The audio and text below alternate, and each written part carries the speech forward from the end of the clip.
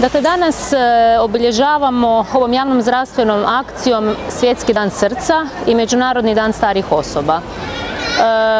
Radi čega, dakle, organiziramo ovu javno zdravstvenu akciju? Pa radi toga što su kardiovaskularne bolesti često u medijima zastupljene kao bolesti koje odnose mnoge živote i doista su one na prvom mjestu i na listi morbiditeta i mortaliteta, odnosno prve su po pobolu i po pomoru, kako u našoj županiji, tako u Hrvatskoj.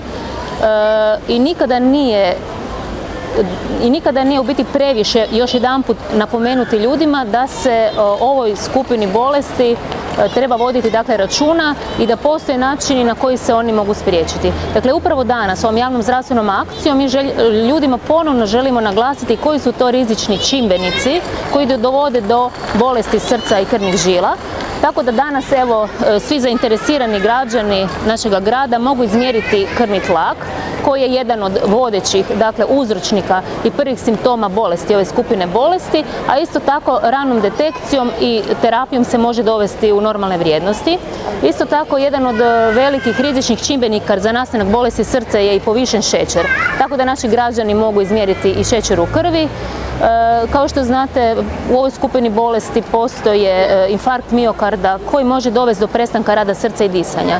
Da bi ljudi pravovremeno, dakle, mogli reagirati na svaki zastoj srca i disanja, demonstratori kabineta vještina Medicinskog fakulteta, dakle, u stvari instruktori, će pokazati svim zainteresiranim građanima pravilan način reanimacije, dakle, masaže srca i davanja umjetnog disanja. Dakle, ovo je sve nastalo u sklopu, odnosno zajedničkom suradnjom između Nastavnog zavoda za javno zdravstvo, grada Rijeke, Primorsko-goranske županije, Talasoterapije Opatija, Medicinskog fakulteta Rijeka, studenata, dakle, Medicinskog fakulteta Rijeka.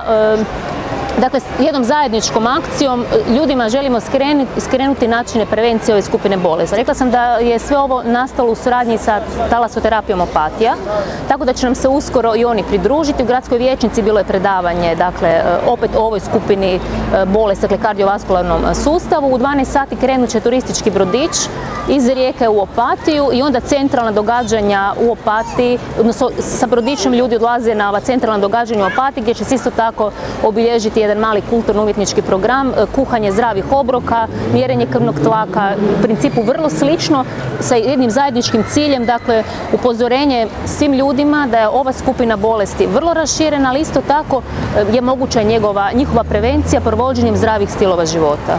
Još samo da ne zaboravim, ovaj današnji datum je dan kad obilježavamo, odnosno način na koji ćemo djelomično obilježiti Međunarodni dan starih osoba.